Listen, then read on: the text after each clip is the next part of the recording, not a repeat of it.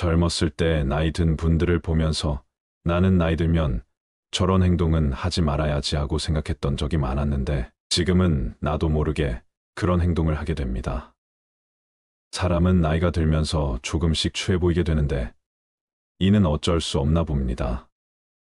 어르신들이 간혹 하시는 이런 말씀 많이 들어보셨죠? 아직 70이라 그리 많지 않은 나이인데도 이러니 더 나이 들면 남들 눈에 추한 노인네로 보일까봐 걱정돼요. 나이 따라 달라지는 외모는 어쩔 수 없다 하더라도 추하게 보여지는 건 스스로 용납이 어렵다. 특히나 가까운 아이들이나 손주한테 이리 온 하고 다정하게 불렀는데 싫어 하고 물러나게 되면 그만큼 창피스러운 일이 없지 않을까 싶어요. 이 말을 들으시고 쓸데없는 걱정을 하고 있다고 하실지 모르지만 버릇은 차츰차츰 들어지는 것이니 나이가 좀 있으시다면 지금부터라도 스스로에게 자극적인 처방을 할 필요가 있습니다. 다음은 외적으로 추하다고 보여지는 일반적인 행동 10가지입니다. 음식을 먹으면서 이야기할 때 입안에 내용물이 튀어나올 때, 아무 곳에서나 가래나 침을 뱉을 때, 손으로 코를 풀거나 닦을 때, 코털이 밖으로 삐져나와 있을 때, 손톱이나 발톱을 깎지 않거나 때가 끼어 있을 때, 남들 앞에서 스스럼 없이 방귀를 낄 때, 트림을 아무 곳에서나 할 때, 눈곱이 끼어 있을 때, 손으로 반찬을 집어 먹거나 생선가시를 발라 먹을 때, 음식을 흘리면서 먹을 때. 오늘은 노년기에 특히 많이 하게 되는 미성숙하고 추한 행동 유형 6가지를 말씀드리겠습니다. 들어보시고 지금부터라도 적극적인 처방을 내리고 성숙한 노년을 만들어 가시기 바랍니다. 첫 번째, 남을 팔아서 자신을 높이고 허풍치는 사람. 간혹 남을 팔아 자기 자랑을 하는 사람들이 있습니다. 자기 이야기가 부족하면 자연스레 남의 이야기를 하게 됩니다. 다른 사람을 시기하고 밟고 올라가는 것을 목표로 삼는 사람들이 있습니다. 허풍치는 사람의 특징은 말 그대로 뭐든지 대단하고 훌륭하고 거창하게 말을 한다는 겁니다. 이야기를 재미있게 맛깔나게 하는 것과 허풍치고 거짓말하는 것과는 천지 차이입니다. 남을 팔아서 자신을 돋보이려는 사람은 일단 황당함과 허무맹랑함에 들어줄 수조차 없습니다. 그걸 듣고 있느라면 같이 바보가 되는 느낌이 들죠. 자기가 진행 중인 사업의 규모는 어마어마하고 오고 가는 돈 액수도 그냥 입이 딱 벌어질 정도라며 휘황찬란한 과거와 인맥을 자랑합니다. 어려운 일 있으면 부탁하라며 무엇이든지 해결해 줄 수 있다고 말이죠. 그런데 듣고 있을수록 궁금해집니다.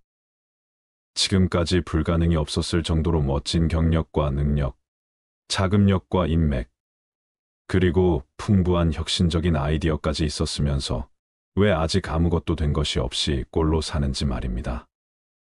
속아주는 셈치고 재미삼아 이야기를 들어줬던 사람들도 이내 고개를 돌리게 됩니다. 정도의 차이는 있지만 허풍의 속성은 하나입니다. 자기 콘텐츠가 부족하니까 남의 얘기와 주위 사람을 팔아서 자기의 가치를 더 높이려는 속셈인 겁니다. 남편 자랑, 자식 자랑, 사위 자랑, 며느리 자랑도 마찬가지입니다. 정말로 그렇게 잘 나가는지도 의문스럽지만 또 잘 나간들 자기 인생에 대해서는 말 한마디 할 것도 없으면서 잘 나간다는 사람들의 등에 엎여서 함께 높여 보이려는 얕은 심사가 너무도 뻔해 보이고 가엾기까지 합니다. 이들은 내가 남보다 우위에 있어야 한다는 것을 끊임없이 증명하고 싶어 합니다. 상대방을 은근히 무시하거나 깎아내리고 조롱하며 상대방이 화내면 이상한 사람으로 몰고 가기도 합니다. 다른 사람을 억지로 끌어내려서 상대적 우월감을 느끼고 싶은 것은 그저 자신의 주변만 바라보는 것입니다. 다른 사람을 평가하고 끌어내릴 시간에 어제 나보다 아주 조금씩만이라도 매일 성장하는 것을 목표로 하는 것이 가장 똑똑한 선택이 될 것입니다. 두 번째, 말을 독점하며 계속 떠드는 사람. 과거에는 평균 수명이 짧아 60세를 넘거나 70세를 맞이하는 것이 드물었습니다. 그 때문에 젊은 사람이 많고 노인이 적었으니 노인들은 존경과 대우를 받을 수 있었습니다. 하지만 이제는 시대가 달라졌습니다. 현재는 노인이 많을수록 그들이 받는 존경과 대우는 줄어들고 때로는 노인들이 거추장스럽게 느껴질 수 있습니다. 노인이 많아지면서 그들의 행동이 꼴불견으로 느껴지는 경우가 많습니다. 대중교통을 이용하거나 식당에서 큰 소리로 말하는 노인들을 종종 볼 수 있습니다. 그들은 주변 사람들의 눈총을 신경 쓰지 않습니다. 귀가 멀면 목소리를 크게 내는 경향이 있지만 이것이 주변 사람들에게 불편함을 준다면 주의해야 합니다. 특히 전화 통화를 할 때는 빨리 끊는 것이 예의입니다. 대중교통에서 큰 소리로 통화하는 것은 주변 사람들에게 큰 불편을 주는 행동입니다. 노인이 되어서도 말을 많이 하는 사람은 기피의 대상이 될 수 있습니다. 입은 닫고 지갑은 열라는 말이 있듯이 노인이 되면서는 말을 적게 하고 낮은 소리로 하는 것이 좋습니다. 이 낮은 소리란 목소리의 크기뿐 아니라 자신의 견해나 고집을 강요하지 않는다는 것을 의미합니다. 우리 세대는 이제 한 발 뒤로 물러나는 시기입니다. 그러기 위해선 목소리 톤을 낮추는 것이 중요합니다. 인간 사회에서는 기본적인 예의가 중요하며 남에게 피해를 주는 행동은 지양해야 합니다. 나이가 들수록 말보다 듣는 것이 중요합니다. 그럼에도 자신을 과시하려는 노인을 팔푼이라고 합니다. 이는 그만큼 추하게 보인다는 의미입니다. 추한 노인이 되지 않으려면 나이가 들수록 더욱 배려심 있고 겸손한 태도를 가지는 것이 중요합니다. 귀품이 있는 노년은 시간이 주는 것이 아니라 절제와 노력을 통해 이루어집니다. 이것을 노인이 지켜야 할 예절이라고 생각합니다. 이를 지키면 어른 대접을 받을 수 있습니다. 가만히만 있어도 중간은 간다는 말이 있듯이 침묵은 장점입니다. 아름답게 보이는 사람은 말하지 않아도 그 안의 가치가 자연스럽게 드러나게 됩니다. 세 번째, 편견과 선입견으로 세상을 대하는 사람. 우리의 마음속 깊은 곳에는 우리도 모르는 편견과 선입견이 내재되어 있습니다. 이런 선입견과 편견이라는 감옥에서 살아가고 있습니다. 하지만 이런 선입견과 편견을 깰 수 있는 방법이 바로 백문이 불여일견입니다. 100번 듣는 것보다 한 번 보는 것이 낫다는 말입니다. 나이가 들수록 사람을 보는 통찰력을 가져야 합니다. 그래야 어디를 가든지 누구를 만나든지 확실하고 정의로운 판단을 내릴 수 있습니다. 나이가 들면서 버려야 할 것 중 하나가 바로 이런 편견과 선입견입니다. 선입견의 사전적 의미는 어떤 특정 대상에 대해서 실제 겪어보지도 않고 갖게 되는 주관적 가치 판단이라 합니다. 즉 겪어보지도 않고 사람을 판단하거나 한 사건에 대해서도 진실을 알려고 하기 전에 자신의 주관적인 판단으로 예단을 내려버린다는 거죠. 이렇게 선입견이 합리화되고 고정되면 편견으로 굳어져 버립니다. 편견은 어떤 사물이나 현상에 대해서 적합하지 않은 의견이나 견해를 가진 태도를 말합니다. 우리가 갖고 있는 편견의 대부분은 객관적 근거에서 생긴 것이 아니라 선입견에서 생겨난 것이라고 합니다. 편견과 선입견을 강하게 갖고 있는 사람의 특징은 논리적이지 않고 감정적이며 부정적이고 자기 주장이 강하다는 거죠.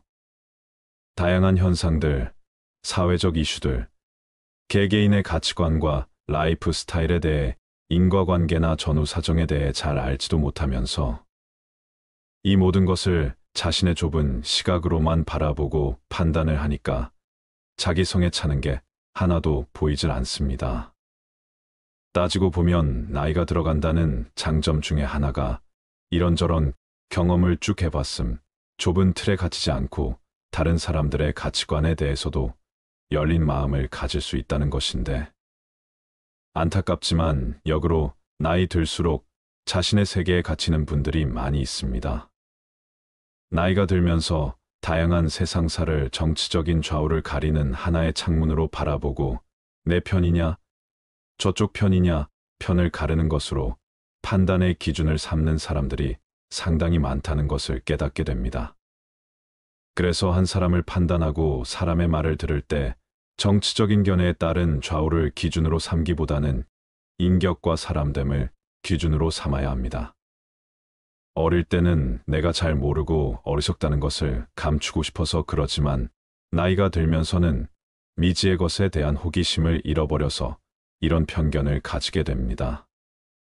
하지만 이런 편견과 선입견은 인간관계를 파괴하고 열린 생각을 가로막는 벽이 됩니다. 그래서 우리는 이런 편견을 버려야 합니다. 그럼에도 불구하고 편견을 쉽게 버리지 못하는 이유는 편견이 우리에게 친화력을 넓혀주고 타인에 대한 두려움이나 혐오감을 줄여주기 때문입니다. 하지만 좋은 친구나 좋은 이웃을 만나기 위해서는 나쁜 편견을 버려야만 합니다. 나이가 들면서 편견과 선입견, 고정관념에서 벗어나 상대방을 있는 그대로 받아들이고 이해할 수 있어야 합니다. 사람을 만날 때 우리는 그 사람이 어디 출신이며 어떤 사람인지에 대한 선입견을 버리고 그 사람과 대화를 나눠야 합니다.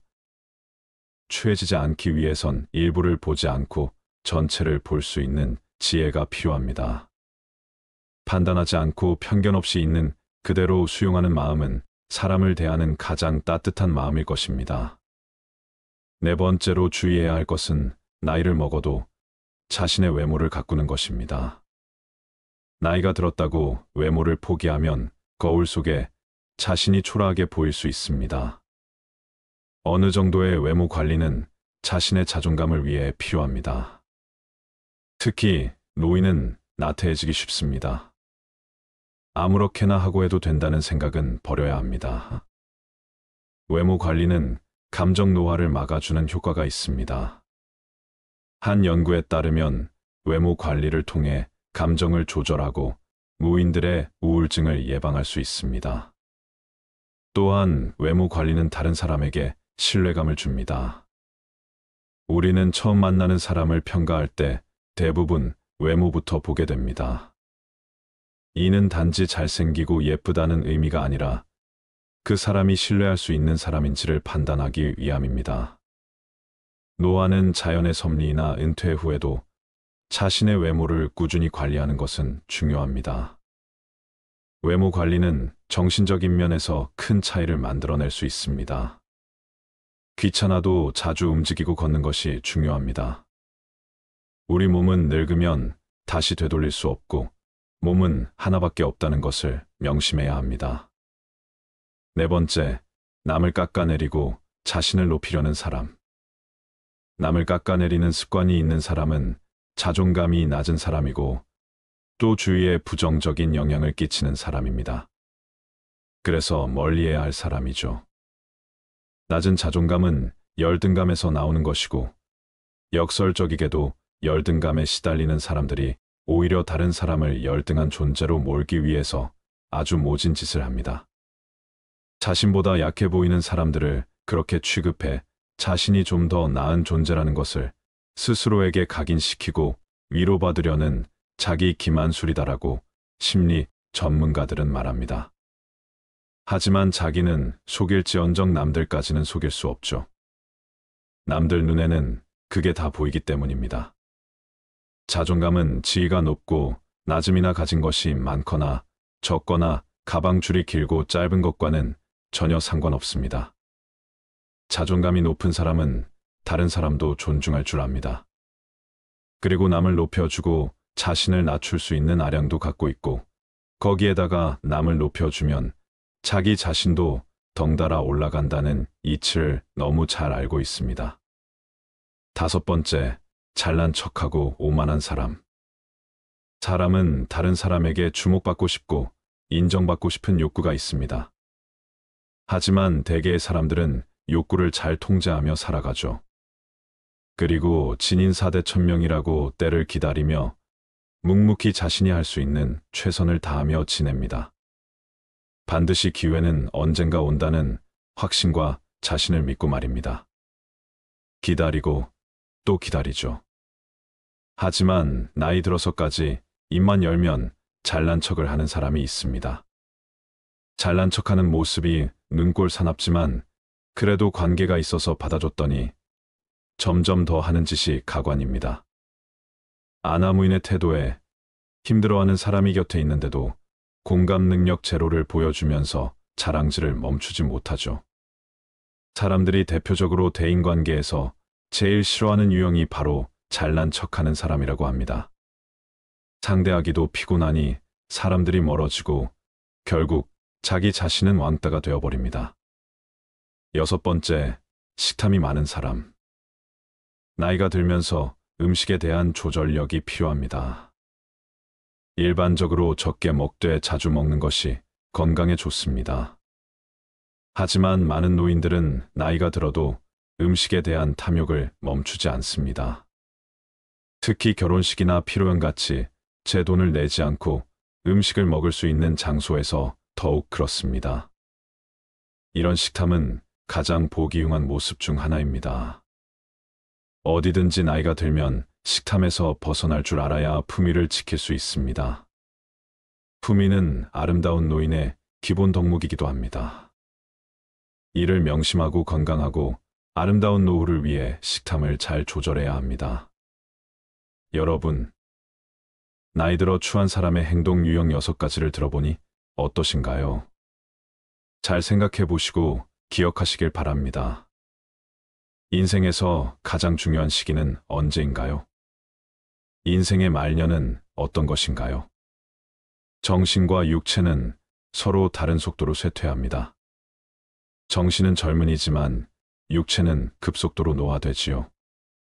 나이 들어 거울을 들여다보면 이게 정말 나인가 의심되는 때가 한두 번이 아닙니다. 행복한 말년을 보내기 위해 중요한 것 중 하나는 시간 활용이라고 합니다. 우리가 일상에서 느끼는 행복감은 활동 시간을 매개로 하는 경우가 많기 때문이지요. 성공적인 노후는 평소의 시간 활용에 달려 있다고 해도 과언이 아닙니다. 가장 큰 행복감을 느낄 수 있는 활동은 어찌 보면 가족, 친구들과 함께 시간을 보내는 것이라고 할 수 있습니다. 가까운 지인이나 친구들과의 교제는 행복감을 느끼는데 특히 도움이 됩니다. 노년기에 친구들로부터 받는 정서적 안정과 지지는 가족으로부터의 정서적 지지 못지않기 때문이지요. 행복한 말년을 위해 가족, 친구, 지인들과 즐거운 활동 시간을 많이 가져보시길 바랍니다. 여러분, 말년은 인생의 종착지로 과거의 성취와 실패를 돌아보며 가장 지혜로운 시기가 아닐까 싶은데요. 인생의 말년 그 순간은 우리에게 어떤 의미가 있는지 인생의 깊은 고민에 잠기게 합니다. 오늘은 쇼펜하우어의 철학을 바탕으로 말년이 가장 중요한 이유에 대해 알아보는 시간을 가져보겠습니다. 인생 중에서 말년이 중요한 3가지 이유를 말씀드릴게요. 첫 번째, 인생의 말년은 사람에게 가장 지혜로운 시기이다. 그 시기에는 우리가 삶에서 얻은 지혜와 경험을 바탕으로 현명한 판단력을 발휘할 수 있다. 지난 날들의 교훈을 통해 말년은 세상을 더 깊이 이해하고 자기 자신을 더욱 잘 이해할 수 있게 되는 것이다. 이는 우리의 삶의 지혜를 쌓아가는 보상이자 인생의 진정한 가치를 깨닫는 순간이 된다. 인생의 말년은 삶에서 얻은 지혜와 경험의 정점이다. 우리는 이때에 비로소 자기 자신과 세상을 내가 알던 것보다 더욱 깊이 이해하게 된다. 과거의 성공과 실패, 아픔과 기쁨을 돌아보며 우리는 더욱 현명한 판단력을 갖출 수 있게 되는 것이다. 나로부터 배운다는 말의 의미를 비로소 체감하게 되는 시기이다. 그동안 겪어온 모든 경험들은 우리에게 깨달음을 선사하며 삶의 의미와 목적을 명확하게 보여주는 계기가 된다. 인생의 말년은 단순히 나이가 들어감을 의미하고 체력이 떨어져서 쉬어야 한다는 의미가 아니다. 오히려 그 시기에 우리는 삶의 깊은 의미를 탐구하고 내면의 성장과 현명한 판단력을 통해 더욱 풍요로운 삶을 살아갈 수 있게 되는 것이다. 말년이라서 쌓아온 지혜와 경험을 토대로 새로운 통찰력을 얻을 수 있는 순간이자 인생에서 가장 지혜로운 시기라고 할 수 있다. 두 번째, 인생의 말년은 양보다 질이다.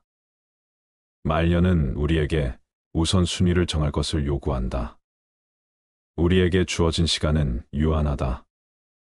시간과 에너지가 한정되어 있기 때문에 우리는 진정으로 중요한 가치와 목표에 더욱 집중할 필요가 있다. 가족, 사랑, 친구, 그리고 개인적인 성취와 같은 가장 의미 있는 것들에 더욱 가치를 두게 된다. 이를 통해 우리는 궁극적인 목표를 달성하고 인생의 질을 향상시킬 수 있게 된다. 말년에는 우리가 양적인 부분보다는 질적인 부분에 더욱 집중함으로써 우리의 삶을 더욱 의미 있게 만들고 풍요롭게 살아갈 수 있는 기회가 주어진다. 쓸데없는 인간관계는 정리하고 남은 시간을 소중한 사람들과 보내며 나를 위해 사용해야 하는 시기이다. 인생의 끝을 향해 우리가 향하고 있는 목표와 가치를 심각하게 고민하며 깊이 생각해 볼 수 있는 소중한 시간이라고 할 수 있다. 세 번째, 인생의 말년에 인생의 가치를 깨닫는다. 말년은 우리에게 유한성의 인식을 심어준다. 죽음의 임박을 인식하면서 우리는 삶의 한정성, 소중함을 더욱 깊이 느끼게 된다. 이러한 인식은 우리에게 감사의 마음을 심어주고 삶을 더욱 즐기는 방법을 배울 수 있게 한다. 말년은 우리에게 인간의 한계와 존재의 의미에 대한 고찰을 하게 해줌으로써 더 나은 내가 될 수 있게 해주는 것이다. 인생의 시간이 많을 때는 몰랐던 인생의 소중함을 느끼는 것을 통해 우리는 더욱 의미 있고 풍요로운 삶을 살아갈 수 있다. 그렇기에 우리는 이렇게 소중한 인생을 더욱더 잘 살아가기 위해 선택과 집중을 잘해야만 합니다. 나와 함께 있는 사람들은 나에게 영향을 끼친다라는 말이 있는데요. 말년의 소중한 삶을 위해 인간관계에서 반드시 잘라내야 하는 것 4가지에 대해 함께 알아보도록 하겠습니다. 첫째, 부정적인 영향을 잘라내라. 주변에는 부정적인 영향을 주는 사람들이 존재한다. 그들은 우리의 내면에서 긍정적인 빛을 희미하게 만든다. 우리는 자신의 복지와 평안을 위해 이들과의 인간관계를 제한하거나 끊어야 한다. 우리가 이들과의 연결을 끊음으로써 우리는 긍정적인 에너지와 영향을 품을 수 있는 사람들과 귀중한 시간을 함께 보낼 수 있다. 그들은 우리를 격려하고 지지하며 성장과 발전을 도와줄 것이다. 이는 진정한 행복과 만족을 찾기 위해 이들과 함께 걷는 길을 선택해야 한다. 우리의 에너지는 소중하고 우리의 기분은 소중하다. 그래서 우리는 자신을 지키고 부정적인 영향을 주는 사람들과의 인연을 끊는 용기를 가져야 한다. 둘째, 인간관계의 무의미함을 끊어내라. 인생은 짧고 우리의 시간과 에너지는 한정되어 있다. 그러나 일부 인간관계는 해가 되지 않더라도 서로에게 진정한 의미나 가치를 가져오지 못한다. 이러한 무의미한 상호작용은 우리의 삶을 허비하고 소중한 시간과 에너지를 낭비하는 결과를 초래할 수 있다. 우리는 진정한 의미를 부여하고 싶다면 이러한 무의미한 관계를 끊고 의미 있는 인간관계에 초점을 맞춰야 한다. 진정한 의미를 찾기 위해서는 자신의 삶에 진실한 가치를 부여해야 한다. 우리는 자아를 깊이 탐구하고 우리의 열망과 가치에 맞는 인간관계를 구축해야 한다. 쇼펜하우어는 의미 없는 존재는 삶을 부정하는 것과 같다고 말했다. 우리는 의미 있는 존재로서의 인간관계를 추구해야 한다. 그것이 우리에게 진정한 만족과 행복을 선사할 것이다. 무의미한 상호작용은 우리의 삶을 허비하고 우리의 내면에서 장애물이 될 수 있다. 우리는 용기를 내어 이러한 관계를 끊고 의미 있는 상호작용을 추구해야 한다. 우리의 시간과 에너지는 소중하다. 그러므로 우리는 진정한 의미와 가치를 가진 소중한 인간관계를 찾아가야 한다. 무의미한 상호작용은 우리의 삶을 허비하고 진정한 의미와 가치를 찾는데 장애가 됨을 명심하라. 셋째, 독과 같은 관계를 끊어내라. 독과 같은 관계는 우리에게 해를 끼칠 수 있다. 상대방과의 상호작용이 우리에게 해로운 영향을 미치거나 우리의 성장과 발전을 방해한다면 이러한 독이 된 관계를 끊는 것이 필수적이다. 우리는 자신의 복지와 성장을 위해 독이 된 관계에서 벗어나야 한다. 쇼펜하우어는 다른 사람과의 관계는 우리의 삶을 결정짓는다고 말했다. 우리는 자신의 삶을 향상시키기 위해 독이 된 관계를 피해야 한다. 이러한 관계는 우리의 에너지를 흡수하고 우리를 지치게 만든다. 우리는 자아를 보호하고 우리 자신의 가치를 인정받는 관계를 선택해야 한다. 독이 된 관계는 우리의 성장과 발전을 방해한다. 우리는 자신의 잠재력을 실현하기 위해 독이 된 관계에서 벗어나야 한다. 우리는 용기를 내어 이러한 관계를 끊고 자신의 가치를 인정받을 수 있는 관계로 나아가야 한다. 이를 통해 우리는 진정한 자유와 행복을 찾을 수 있을 것이다. 우리는 자신의 복지와 성장을 위해 아무리 친하고 정이 남아있다 해서 독이 된 관계를 질질 끌기보다는 과감하게 끊는 것이 필요하다. 인간 관계에서 가장 중요한 것은 상대방과의 관계가 우리의 내면을 어떻게 변화시키는가이다. 다른 무엇보다 이것이 가장 중요하다. 우리는 우리 자신을 위해 독이 된 관계를 끊고 우리의 내면을 풍요롭게 가꾸는 관계를 선택해야 한다. 우리는 독이 된 관계에서 벗어나고 자아를 보호하며 우리 자신에게 진정한 가치를 부여하는 관계를 추구해야 한다. 넷째, 존중 없는 사람들을 끊어내라. 존중하는 것은 그야말로 중대한 가치이다. 사람들은 서로 상처 주고 상처받지 않기 위해 예의와 존중을 만들어냈다. 그렇기에 상대방이 우리를 제대로 존중하지 않거나 우리의 가치와 경험을 경시한다. 이러한 관계를 유지하는 것은 건강하지 못할 수 있다. 우리는 상호 존중이 뒷받침되는 관계를 추구해야 하며 존중받지 못하는 관계에서는 건강한 경계를 설정해야 한다. 쇼펜하우어는 상호 존중은 인간 관계의 중심이라고 말했다. 우리는 상대방에게 존중받으며 우리 자신도 상대방을 존중하는 관계를 추구해야 한다. 상호 존중이 뒷받침되는 관계에서는 서로를 이해하고 받아들이며 서로의 가치와 경험을 존중한다. 상호 존중이 결여된 관계에서는 우리가 상처받고 지치게 된다. 우리는 건강한 관계를 유지하기 위해 존중받지 못하는 관계에서는 건강한 경계를 설정해야 한다. 우리는 용기를 내어 상대방에게 우리의 가치와 경험을 존중받을 권리가 있다고 말해야 한다. 우리는 존중받지 못하는 관계에서 벗어나야 한다. 상호 존중은 우리 자신의 존엄성을 지키는 것이다. 인간이라면 응당 지켜줘야 하는 일이지만 아쉽게도 인간 같지 않은 사람들로 인해 좀처럼 지켜지지 않는 일이 많다. 우리는 우리 자신을 위해 상호 존중이 결여된 관계에서 벗어나야 한다. 우리는 용기를 내어 상호 존중이 뒷받침되는 관계를 찾아가야 한다.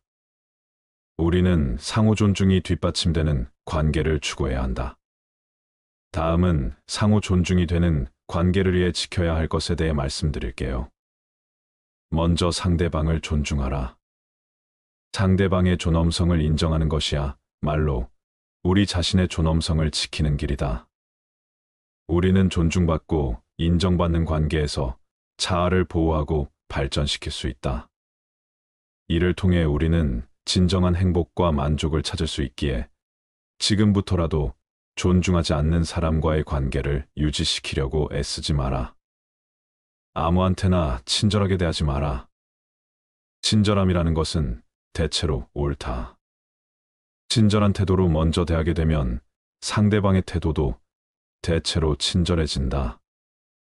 여기에는 조건이 있다. 상대방이 정상적인 사고를 가진 사람이어야 한다는 것이다. 나의 호의가 보통의 사람에게 전해진다면 기쁨으로 돌아올 수도 있지만 사람 같지도 않은 사람에게 전해지게 된다면 그들에게 무시당하고 그저 이용해 먹기 좋은 사람으로 보일 수 있다. 사람들에게 지나치고 관대하고 정이 많은 것은 장점이 아니다. 이렇게 행동하게 되면 상대방은 나를 얕잡아 보고 무례하게 행동하기 마련이다. 항상 내 선을 넘나들며 어디까지 선을 넘어도 되나를 계산하기 마련이다. 그렇기에 아무한테나 친절하게 대하기보다는 사람을 겪어보고 믿을 만한 사람에게만 친절한 태도로 대하라.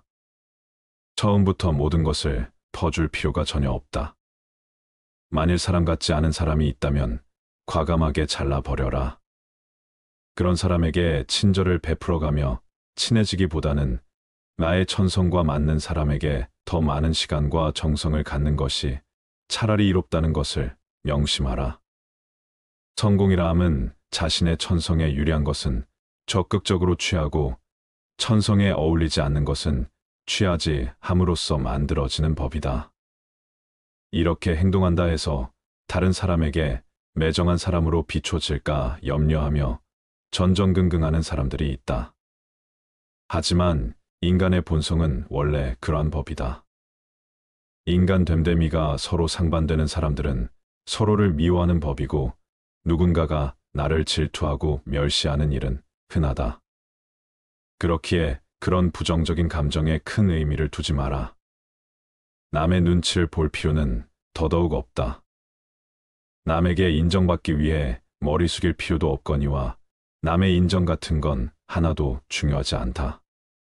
세상을 살아가는 데 있어서 반드시 알아야 하는 것 중에 하나는 남의 이해를 받기 위해 자존심을 굽혀가며 눈치를 볼 필요가 전혀 없다는 사실이다. 행복의 본질적인 요소인 마음의 안정과 독립에 대해서는 다른 사람들이 어떻게 생각할까 하는 따위의 생각은 이익이 되기보다는 장애가 된다.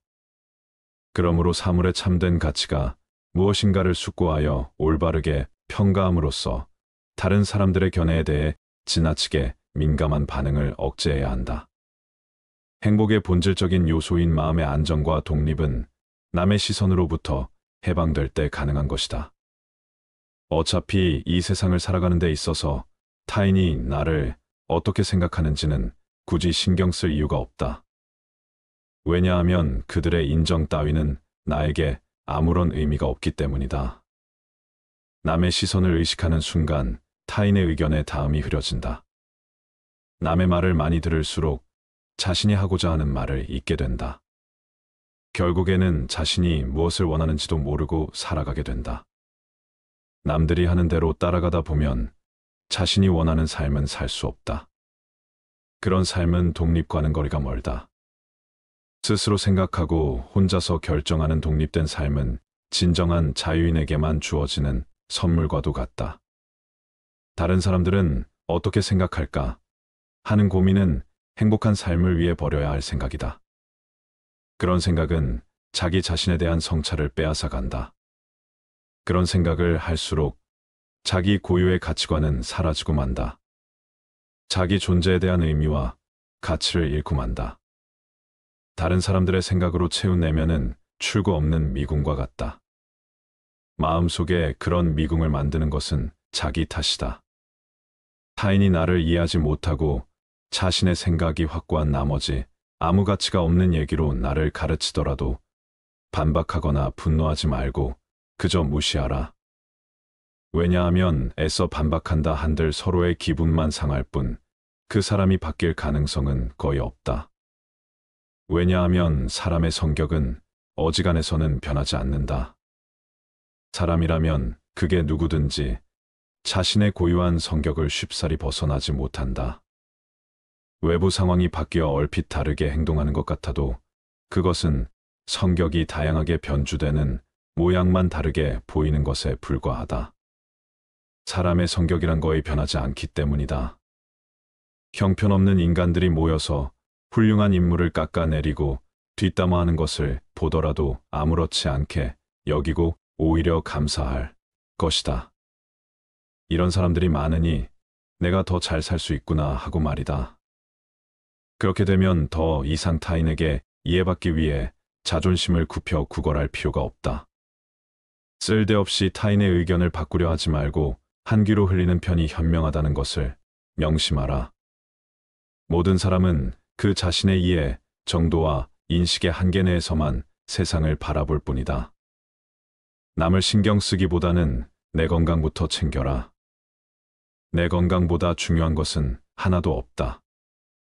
타인의 인정을 받기 위해 내 몸을 갈아가며 인사하지 마라. 사람들은 크나큰 착각을 하고 있다. 자신의 건강보다 평판이나 돈과 같은 다른 외적인 것을 쫓는 것을 중요시한다. 하지만 건강은 외적인 어떤 재화들과 다 비교할 수 없을 정도로 월등히 중요하다. 먼저 건강해야 재화를 누릴 수 있고 모든 것을 긍정적으로 인식할 수 있기 때문이다.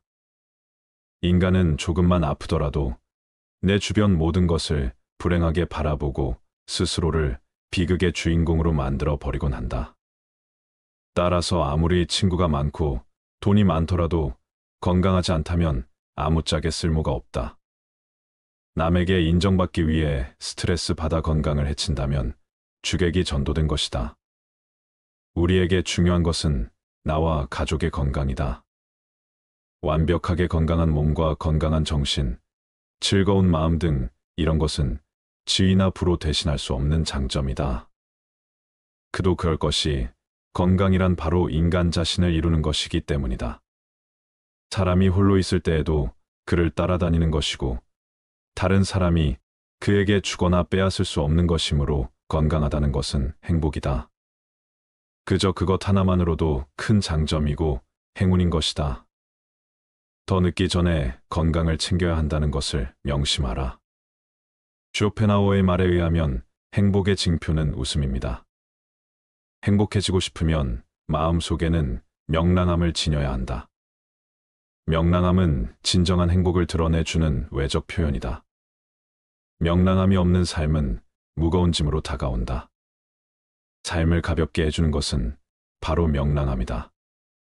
행복은 내적 요인으로 결정되는데 그 내적 요인 중 가장 중요한 것이 명랑함이다. 명랑한 사람들에게는 항상 명랑할 만한 원인이 있다. 그 원인은 그가 명랑하다는 것이다. 명랑한 마음이라는 제보는 어떤 제보로도 대신할 수가 없기에 이에 필적할 것이 없다. 상황이 명랑하지 않을 때라도 명랑할 수 있는 사람이 진짜 명랑한 사람이다. 명랑함의 정도가 곧 그의 행복의 정도가 된다. 많이 웃는 자가 진정으로 행복하고 많이 우는 자가 불행하다. 지극히 당연한 소리인데도 우리는 이 사실을 묵과하고 살아간다. 우울한 인간은 10가지 계획 중 9가지가 성공해도 9의 성공을 기뻐하지 않고 하나의 실패에 화를 내지만 명랑한 인간은 10가지 계획 중 1가지만 성공하고 9개는 실패해도 1가지 성공으로 마음을 달래 명랑한 기분이 된다. 앞서 말씀드렸듯이 행복의 본질적인 요소인 마음의 안정과 독립은 남의 시선으로부터 해방될 때 가능한 것이다. 남의 시선을 의식하는 순간 타인의 의견에 다음이 흐려진다. 남의 말을 많이 들을수록 자신이 하고자 하는 말을 잊게 된다.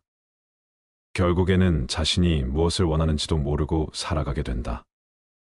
남들이 하는 대로 따라가다 보면 자신이 원하는 삶은 살 수 없다. 그런 삶은 독립과는 거리가 멀다. 스스로 생각하고 혼자서 결정하는 독립된 삶은 진정한 자유인에게만 주어지는 선물과도 같다. 다른 사람들은 어떻게 생각할까 하는 고민은 행복한 삶을 위해 버려야 할 생각이다. 그런 생각은 자기 자신에 대한 성찰을 빼앗아 간다. 그런 생각을 할수록 자기 고유의 가치관은 사라지고 만다. 자기 존재에 대한 의미와 가치를 잃고 만다. 다른 사람들의 생각으로 채운 내면은 출구 없는 미궁과 같다. 마음속에 그런 미궁을 만드는 것은 자기 탓이다. 인생은 될 대로 되는 것이 아니라 생각대로 되는 것이다. 자신이 어떤 마음을 먹느냐에 따라 모든 것이 결정된다. 행복해지고 싶으면 행복하다고 생각하라. 우리는 우리가 행복해지려고 마음먹은 만큼 행복해질 수 있다. 사람은 생각하는 대로 산다. 생각하지 않고 살아가면 살아가는 대로 생각한다. 우리를 행복하게 만드는 것은 우리를 둘러싼 환경이나 조건이 아니라 늘 긍정적으로 세상을 바라보며 아주 작은 것에서부터 행복을 찾아내는 우리 자신의 생각이다. 우리가 어떤 일을 감히 하지 못하는 것은 그 일이 너무 어렵기 때문이 아니라 어렵다는 생각에 사로잡혀 그 일을 시도하지 않기 때문이다. 오늘 하루 바빠서 운동을 하지 못했다면 주변 사람과 따뜻한 말, 긍정적인 칭찬을 나누면 된다. 운동만큼 심장 건강을 지켜준다. 우리가 따뜻한 말, 긍정적인 칭찬에 강렬하게 반응하는 것은 상대방과의 관계가 그만큼 중요하기 때문이다. 칭찬은 내가 상대방에게 가치 있는 존재가 됐다는 느낌을 갖게 한다. 그런데 가까운 사람에겐 칭찬이 인색해지기 쉽다. 가깝기 때문에 어색하기도 하고 가깝기 때문에 칭찬보단 걱정하는 잔소리가 더 쉽게 입에서 나온다. 마음은 보통 눈빛, 표정, 자세, 단어, 말투, 행동 등의 방법을 통해 상대에게 표현된다. 그 중에 말과 관련된 것들 말이 절반 이상을 차지할 정도로 소통에 있어 말이 차지하는 비율이 크다. 말을 평소에 어떻게 쓰느냐에 따라 우리 인생이 행복과 기쁨으로 가득 찰 수도 있고 반대로 불행과 슬픔으로 가득 찰 수도 있는 것 같다. 인간관계에서 대화의 중요성은 무엇보다도 중요하다. 정확한 대화를 하지 않으면 오해가 쌓일 수 있고 오해는 불행한 결과를 가져올 수 있기 때문입니다. 이렇게 중요한 대화를 우리는 그저 의사소통 수단으로 생각하는 경향이 있다. 오늘은 현인들의 말씀을 통해 효과적인 의사소통을 하는 대화 습관에 대해 말씀드리고자 합니다. 말하는 방식은 자신뿐만 아니라 타인에게도 영향을 미칩니다. 부정적인 단어보다는 긍정적인 단어를 사용하고 진정한 대화는 말하기만큼이나 경청하는 것이 중요합니다. 감사의 말을 자주 사용하십시오. 복잡하거나 모호한 표현을 피하고 명확하고 간결하게 의사를 전달하십시오. 타인을 비판하기보다는 격려하고 칭찬하는데 중점을 두십시오. 자신의 감정을 적절하고 건강한 방식으로 표현하십시오. 새로운 관점과 아이디어에 대해 호기심을 가지고 열린 마음으로 대화에 임하십시오. 다음은 상대방과 효과적인 의사소통을 하는 대화 습관 7가지입니다. 첫 번째, 긍정적인 언어 사용하기. 부정적인 단어보다는 긍정적인 단어를 사용하여 대화를 시작하고 마무리하십시오. 어느 날 80세 할아버지가 친구들과 함께 공원 벤치에 앉아 이야기를 나누고 있었습니다. 할아버지가 말했습니다. 나는 이제 나이가 들어서 기억력이 많이 나빠졌어. 어제는 거실로 들어가려다가 거기에 왜 갔는지 기억이 안 나서 다시 되돌아왔지만 대답했습니다. 그게 뭐 대수야. 나는 어제 부엌에 갔는데 왜 갔는지 기억이 안 나서 결국 무엇을 하려고 했는지 생각나기를 기다리면서 냉장고를 정리했어. 모두가 웃음을 터뜨리며 이야기를 나누던 중 90세 할아버지가 말했습니다. 아이고, 여러분 모두 걱정하지 마세요. 나이 들면 그런 일이 흔해요. 그래도 다행인 건 우리 모두 오늘 아침에 이곳 공원에 올 길을 기억했다는 거죠. 이렇게 할아버지는 긍정적이고 유머러스한 말로 친구들의 기분을 좋게 만들었습니다. 긍정적인 언어 사용은 단순히 말의 내용뿐만 아니라 그 말이 전달하는 에너지와 분위기에도 영향을 미칩니다. 마치 바람에 흔들리는 나무처럼 인생은 변화에 유연하게 대응해야 한다. 튼튼한 뿌리를 내리고 모든 순간에 굳건하게 서 있으려면 내면의 평화를 유지하는 것이 중요하다. 강물이 바다로 흐르듯 인간의 삶도 목표를 향해 나아가야 한다. 강물이 여러 장애물을 만나도 결국 바다에 도달하듯이 인간도 어려움을 극복하고 목표를 향해 나아간다. 새가 하늘을 날든 마음도 자유로워야 한다. 새는 하늘을 날며 끝없는 가능성을 탐험한다. 두 번째, 경청하기. 진정한 대화는 말하기만큼이나 경청하는 것이 중요합니다. 상대방이 말하는 것을 주의 깊게 듣고 이해하려고 노력하십시오. 귀를 기울이는 것은 마치 숲속의 사슴처럼 조심스럽고 세심해야 한다. 사슴은 숲속의 작은 소리도 놓치지 않으며 우리도 대화에서 상대방의 말을 세심하게 듣고 이해해야 한다. 진정한 경청은 강물이 바위를 둘러 흐르는 것과 같다. 강물은 장애물을 피하지 않고 그것을 포용하며 흐른다. 우리도 대화에서 상대방의 말을 포용하고 이해하는 자세가 필요하다. 대화에서의 경청은 마치 뿌리 깊은 나무가 지하수를 흡수하는 것과 같다. 세 번째, 감사 표현하기. 감사의 말을 자주 사용하십시오. 이것은 관계를 강화하고 긍정적인 환경을 조성하는 데 도움이 됩니다. 그래, 감사하는 마음은 해가 뜨는 것과 같아서 어둠을 밝히고 새로운 시작을 알린다. 해가 하루를 밝히듯 감사는 우리 삶을 밝고 긍정적으로 만든다. 감사는 바다가 모든 강물을 받아들이듯이 모든 것을 수용하는 자세를 의미한다. 바다가 강물을 품듯 감사하는 마음은 다양한 경험을 포용한다. 마음속에 감사를 품는 것은 꽃이 봄을 맞이하는 것처럼 자연스러운 일이다. 꽃이 봄바람에 흔들리며 피어나듯 감사하는 마음도 자연스럽게 우리 내면에서 피어난다. 감사를 표현하는 것은 새가 노래하는 것처럼 기쁨을 전달한다. 네 번째, 명확하고 간결하게 말하기. 복잡하거나 모호한 표현을 피하고 명확하고 간결하게 의사를 전달하십시오. 이것은 오해를 줄이고 효과적인 소통을 촉진합니다. 말은 강물처럼 흘러가야 한다. 직접적이고 명료하게 강물이 곧장 바다로 흐르듯 우리의 말도 직접적인 목표로 향해야 한다. 명확한 의사 표현은 꿀벌이 꽃에서 꽃으로 이동하는 것처럼 효율적이어야 한다. 꿀벌은 필요한 꽃만 찾아다니던 우리의 말도 필요한 정보만 전달해야 한다. 간결하게 말하는 것은 별이 밤하늘에서 빛나는 것과 같다. 별은 조용하고 간결하게 빛나며 그 존재만으로도 중요한 메시지를 전달한다.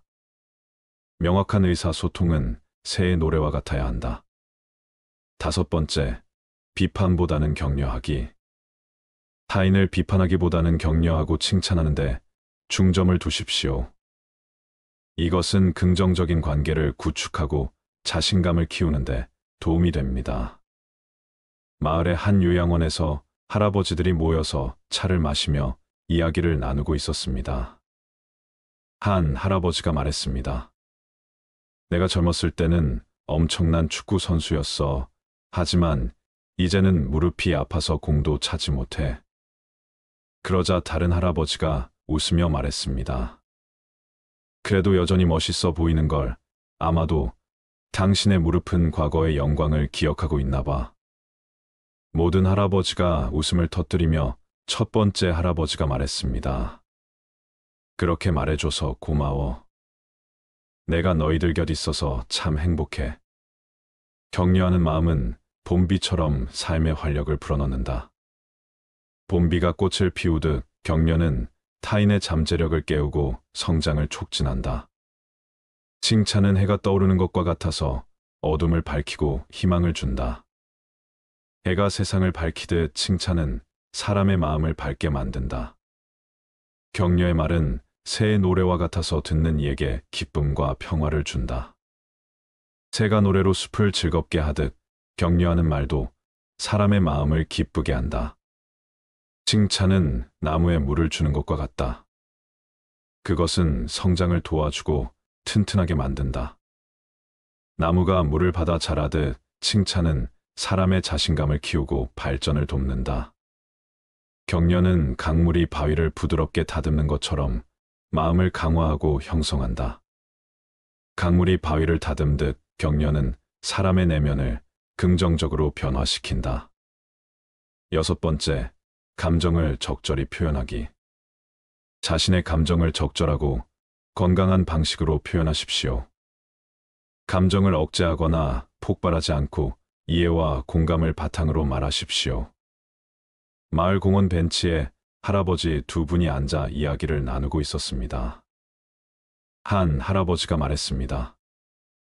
젊었을 때는 화를 내면 모두가 두려워했어. 하지만 이제는 화를 내도 손자들이 귀여운 할아버지라고 해.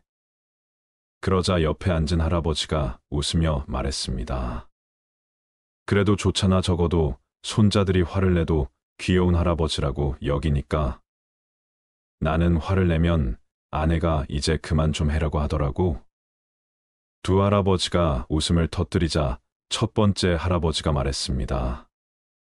그래, 이 나이에 화를 내는 것보다는 웃으면서 감정을 표현하는 게 더 좋지. 화를 내도 웃음이 오니 이제는 화를 내는 게 익숙하지 않아. 감정을 표현하는 것은 강물이 바위를 부드럽게 쓸어내리는 것과 같다. 강물이 꾸준히 바위를 닦아내듯 감정을 표현하는 것도 마음을 맑게 하고 이해를 높인다. 자신의 감정을 건강하게 표현하는 것은 나무가 가지를 키우는 것과 같다. 나무가 가지를 통해 성장하듯 감정을 표현함으로써 우리는 내면의 성장을 이룬다. 감정을 억제하지 않고 표현하는 것은 봄꽃이 활짝 피어나는 것과 같다. 봄꽃이 겨울을 이겨내고 활짝 피듯 감정을 자유롭게 표현하면 마음도 활짝 열린다. 감정을 적절히 표현하는 것은 새가 노래하는 것과 같아서 주변의 아름다움을 전파한다. 새가 노래로 숲을 아름답게 하듯 건강한 감정 표현은 주변 환경에 긍정적인 영향을 준다. 감정을 표현하는 것은 바다가 파도를 일으키는 것과 같다. 자연스럽고 필요한 과정이다. 바다가 파도를 통해 에너지를 발산하던 우리도 감정을 통해 내면의 에너지를 발산해야 한다. 7번째, 호기심과 열린 마음으로 대화하기. 새로운 관점과 아이디어에 대해 호기심을 가지고 열린 마음으로 대화에 임하십시오. 어느 날 할아버지와 할머니가 이야기를 나누고 있었습니다. 할아버지가 말했습니다. 요즘 젊은이들은 모든 걸 스마트폰으로 한다더군. 나도 하나 배워볼까? 그러자 할머니가 웃으며 대답했습니다. 그래, 나도 요가 수업에 가보고 싶어. 나이가 들어서도 새로운 것을 배우는 게 재미있지. 할아버지가 고개를 끄덕이며 말했습니다. 그래, 우리 나이에도 새로운 걸 배울 수 있다니. 놀랍지? 내가 스마트폰으로 요가 수업을 예약해 줄까? 할머니가 웃으며 대답했습니다. 그럼 당신이 스마트폰으로 요가 수업을 예약하면 나는 요가 수업에서 배운 걸 당신에게 가르쳐 줄게. 우리 함께 배우면서 젊어지자. 호기심을 갖는 것은 씨앗이 자라나 꽃을 피우는 것과 같다. 씨앗이 흙 속에서 새로운 생명을 키우듯 호기심은 마음속에서 새로운 아이디어와 생각을 키운다. 열린 마음을 가지는 것은 새가 하늘을 자유롭게 날아다니는 것과 같다. 새가 하늘을 탐험하며 새로운 경험을 하는 것처럼 열린 마음은 새로운 지식과 경험을 탐험한다. 새로운 관점을 받아들이는 것은 강물이 여러 갈래로 흘러가는 것과 같다. 강물이 여러 길을 탐색하며 그르듯 우리도 다양한 관점을 탐색하고 받아들여야 한다. 마지막으로 마을의 노인 클럽에서 할아버지들이 모여 이야기를 나누고 있었습니다. 한 할아버지가 말했습니다. 나는 요즘 긍정적인 말만 하려고 노력해. 오늘도 좋은 날이야. 아구 말이야. 그러자 옆에 앉은 할아버지가 웃으며 대답했습니다.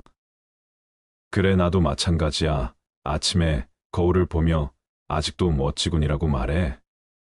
세 번째 할아버지가 끼어들며 말했습니다. 나는 매일 아내에게 너는 내 인생 최고의 선택이 야라고 말해. 물론 그 말을 하고 나면 아내가 그럼 오늘 저녁은 뭐 해라고 물어보지만 말이야. 모든 할아버지가 웃음을 터뜨리자 첫 번째 할아버지가 말했습니다. 우리 모두가 긍정적인 말을 하니까 분위기도 좋아지고 삶도 더 즐거워지는 것 같아. 이렇게 함께 소중한 시간을 보내며 의미 있는 대화를 나눌 수 있었습니다.